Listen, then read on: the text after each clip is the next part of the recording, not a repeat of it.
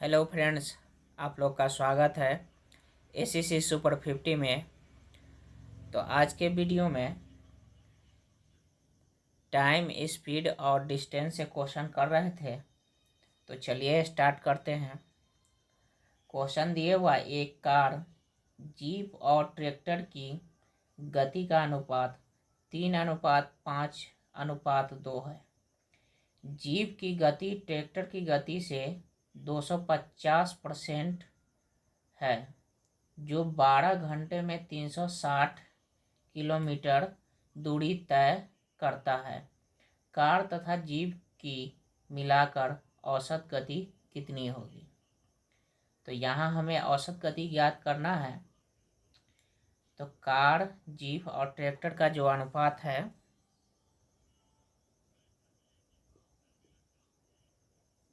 Car, jeep और tractor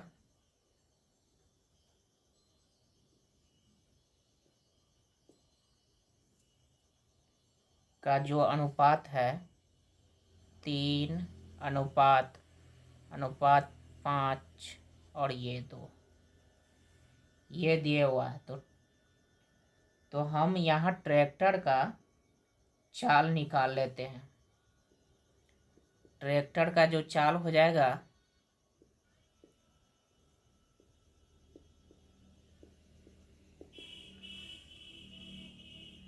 360/12। ये kilometre में है और ये घंटा में है। 12 से भाग देंगे तो ये 30, यानी ट्रैक्टर का जब चाल हो जाएगा 30 किलोमीटर प्रति घंटा हो जाएगा। तो यहाँ से जो निकल जाएगा ये 30, यानी ट्रैक्टर का जो अनुपात है 2 अनुपात है, तो इसको 1 अनुपात के बराबर कितना हो जाएगा? 15 किलोमीटर। 1 अनुपात के बराबर 15 किलोमीटर हो जाएगा। तो यहाँ कार का जो चाल हो जाएगा वो कितना हो जाएगा? कार का चाल जो हो जाएगा वो 15×3=45 और ये 15×5=75। तो कार का चाल जो हो जाएगा 45 किलोमीटर प्रति घंटा और जीप का चाल हो जाएगा 75 किलोमीटर प्रति घंटा। ये हो जाएगा। तो हमें पूछ रहा है कार तथा जीप मिलाकर औसत गति कितनी होगी। तो कार और जीप के मिलाकर तो कितना हो जाएगा? कार तथा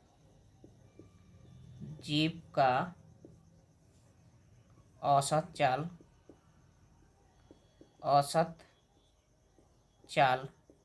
तो यहाँ कार और जीप है, दोनों को मिला लेंगे तो 45 प्लस 75/2, क्योंकि यहाँ कार है और जीप है तो नीचे में 2 हो जाएगा। तो ये हो जाएगा 120/2, यानी 60 किलोमीटर प्रति घंटा हो जाएगा। 60 किलोमीटर प्रति घंटा हो जाएगा।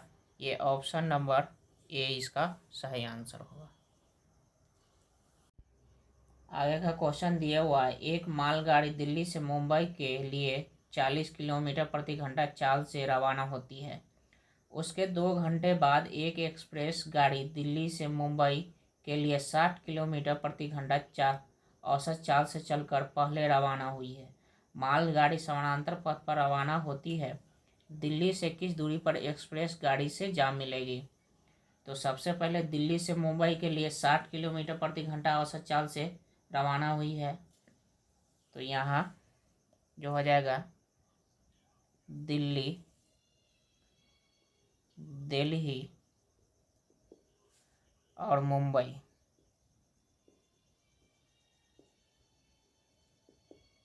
मुंबई ये हुआ है 60 किलोमीटर प्रति घंटा से 2 घंटा चला है, 2 घंटा चला है। अब यहाँ से यहाँ से यहाँ से यहाँ तक, अब यहाँ से आगे जो जाएगा वो 40 किलोमीटर प्रति घंटा से, 40 किलोमीटर प्रति घंटा से। तो ये जो दूरी जो है कितना हो जाएगा, ये हो जाएगा दूरी 40 किलोमीटर प्रति घंटा से। तो ये दूरी जो टोटल हो जाएगा 40 किलोमीटर प्रति घंटा। तो ये जो दूरी जो हो जाएगा टोटल 80 किलोमीटर हो जाएगा, 80 किलोमीटर हो जाएगा। क्योंकि दूरी बराबर होता है, दूरी बराबर चाल गुने समय। तो ये चाल है और इसको गुना कर दिए घंटे से, तो ये निकल गया 80 किलोमीटर प्रति घंटा, 80 किलोमीटर दूरी।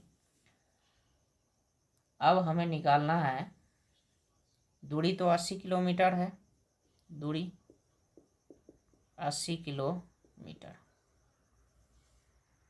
अब मिलने का जो समय हो जाएगा, समय जो हो जाएगा मिलने का समय जो हो जाएगा,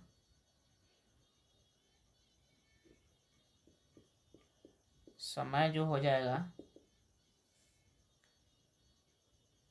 ये एक ही दिशा में जाता है, एक ही दिशा में जाता है। तो चाल यहाँ घट जाएगा, चाल घट जाएगा। तो इस दोनों का जो अंतर हो जाएगा कितना, 20 किलोमीटर प्रति घंटा हो जाएगा, 20 किलोमीटर प्रति घंटा। तो मिलने का जो समय हो जाएगा 80 किलोमीटर बटे 20 किलोमीटर प्रति घंटा।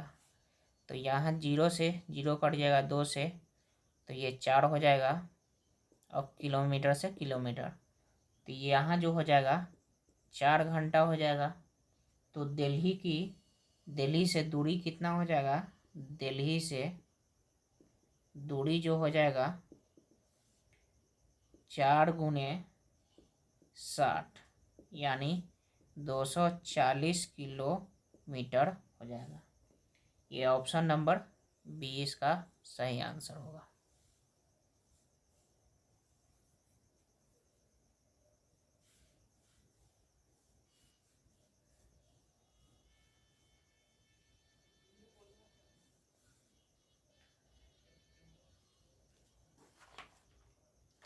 आगे का क्वेश्चन दिया हुआ है, एक कार शहर Y से शहर Z की दूरी 60 किलोमीटर प्रति घंटा गति से तथा Z से शहर Y की दूरी 65 किलोमीटर घंटा की गति से तय करती, तो कार की औसत गति क्या होगी। तो औसत चाल बराबर फार्मूला हम पढ़े हैं, औसत चाल बराबर जो होता है फार्मूला 2xy बटे x प्लस वाई। तो यहाँ जो हो जाएगा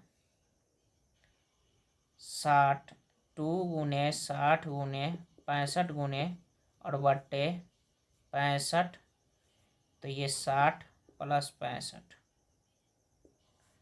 तो ये हो जाएगा 2 गुने 60 गुने 65 बटे कितना हो जाएगा, ये हो जाएगा 125।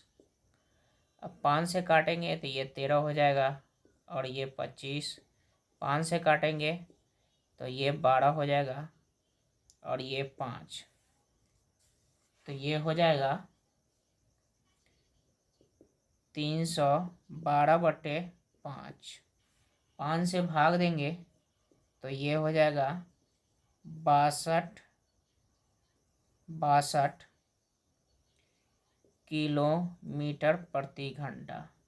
ये ऑप्शन नंबर ए इसका सही आंसर होगा।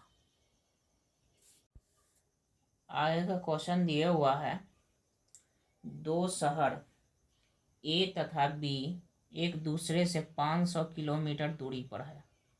एक रेलगाड़ी 8 बजे ए से बी की ओर 70 किलोमीटर प्रति घंटा की गति से चलती है। 10 बजे एक अन्य गाड़ी बी से 110 किलोमीटर प्रति घंटा गति से चलती है। दोनों गाड़ियां आपस में कब मिलेगी? तो यहाँ जो दूरी जो है ए से बी की जो दूरी है 500 किलोमीटर है, 500 किलोमीटर है, और ये जो चलती है 8 बजे से, 8 बजे से, और यहाँ 10 बजे, और ये जो चलती है 70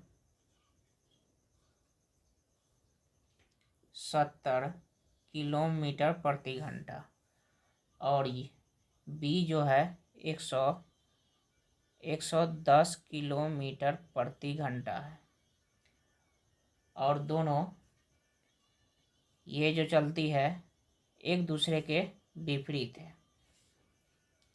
दोनों शहर ए बी एक दूसरे को एक रेलगाड़ी 8 बजे ए से बी की ओर 70 किलोमीटर प्रति घंटा से चलती है, और 10 बजे एक अन्य गाड़ी बी से ओर 110 किलोमीटर प्रति घंटा की चाल से चलती है।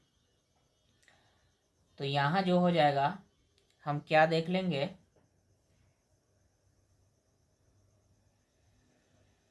यहाँ हम क्या करते हैं, इस 8 बजे को 10 बजा देते हैं। 10 बजे, अगर 10 बज जाएगा तो ये कितना समय ले लेगा, कितना समय ले लेगा, 2 घंटा, 2 घंटा ज़्यादा समय ले लेगा, 2 घंटा ज़्यादा समय ले लेगा।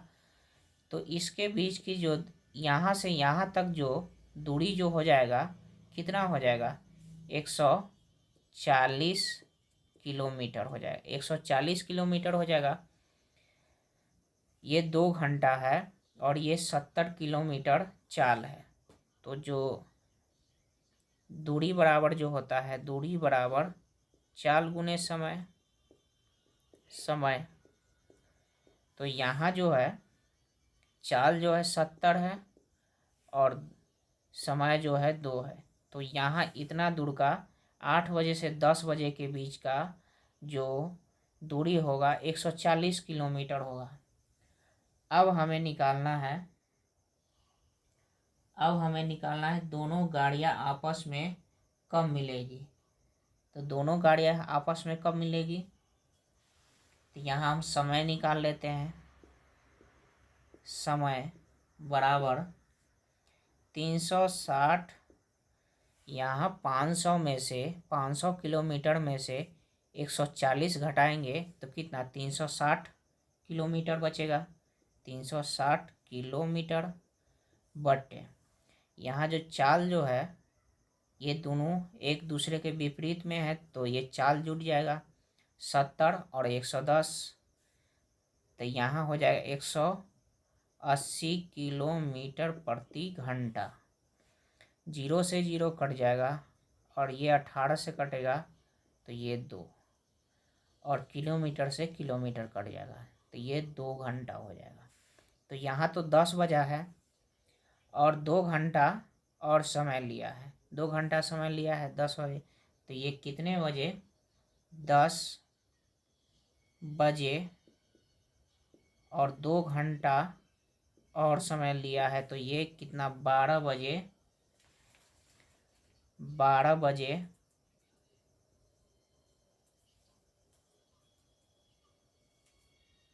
12 बजे ये गाड़ी जाकर आपस में मिलेगी। ये ऑप्शन नंबर बी इसका सही आंसर होगा।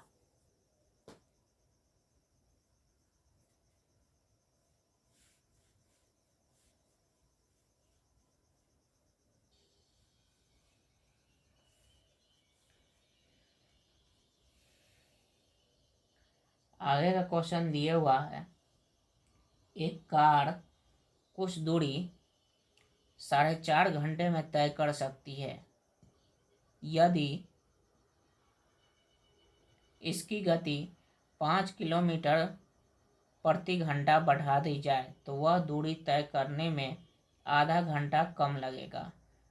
कार की धीमी गति कितनी है? तो यहाँ धीमी गति पूछ रहा है, तो एक कार होगा तेज गति वाला, एक कार होगा धीमी गति वाला।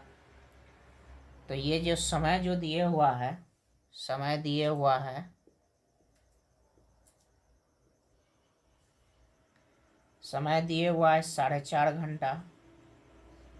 4.5 घंटा, ये 4.1/2 है तो उसको हम लिख सकते हैं 4.5 यानी 4.5 घंटा। और उसके बाद अगर 5 किलोमीटर प्रति घंटा बढ़ा दिया जाए तो ये आधा घंटा कम लगता है। तो आधा घंटा कम लगता है यानी 4 घंटा लगता है। तो ये तो समय हो गया। अब इसका चाल जो होता है, चाल होता है समय का उल्टा होता है। चाल जो होता है समय का उल्टा होता है, तो ये उल्टा हो जाएगा। तो ये 4/4 और यहाँ जो हो जाएगा 4.5 यानी इसका उल्टा होता है। अब इस दोनों का जो अंतर है 0.5 है, इतना अंतर है। और इतना अंतर जो हमें दिए हुआ है वो 5 किलोमीटर प्रति घंटा चाल दिए हुआ है।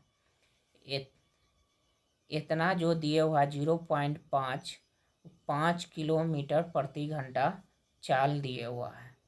तो यहाँ जो हो जाएगा 0 का मतलब होता है 1/2। अगर हमें इसको पूरा पूरा एक एक एक पॉइंट जो हो जाएगा कितना हो जाएगा 10 किलोमीटर प्रति घंटा हो जाएगा। तो यहाँ 4 यूनिट जो हो जाएगा, 4 यूनिट कितना हो जाएगा 40 किलोमीटर प्रति घंटा हो जाएगा। और 4.5 यूनिट जो हो जाएगा और कितना हो जाएगा 10 से गुना करेंगे तो ये 45 किलोमीटर प्रति घंटा हो जाएगा। यानी 0.5 1/2 5 किलोमीटर प्रति घंटा है तो एक यूनिट कितना होता है 10 किलोमीटर प्रति घंटा। तो 4 यूनिट हो जाएगा 40 किलोमीटर प्रति घंटा। तो 4.45 किलोमीटर प्रति घंटा हो जाएगा। तो यहाँ जो हो जाएगा हमें जो पूछ रहा है कार की धीमी गति कितनी है, तो धीमी गति कितनी हो जाएगी 40 किलोमीटर प्रति घंटा हो जाएगा, 40 किलोमीटर प्रति घंटा। तो ये ऑप्शन नंबर 20 का सही। आगे का क्वेश्चन दिए हुआ है, एक किसान 61 किलोमीटर की दूरी 9 घंटे में तय करता है। वह आंशिक रूप से 4 किलोमीटर प्रति घंटा दर से पैदल तथा 9 किलोमीटर प्रति घंटा दर से साइकिल द्वारा तय करता है। तब पैदल तय की गई दूरी कितनी होगी? तो कुल दूरी जो है, कुल दूरी 61 किलोमीटर है। तो पैदल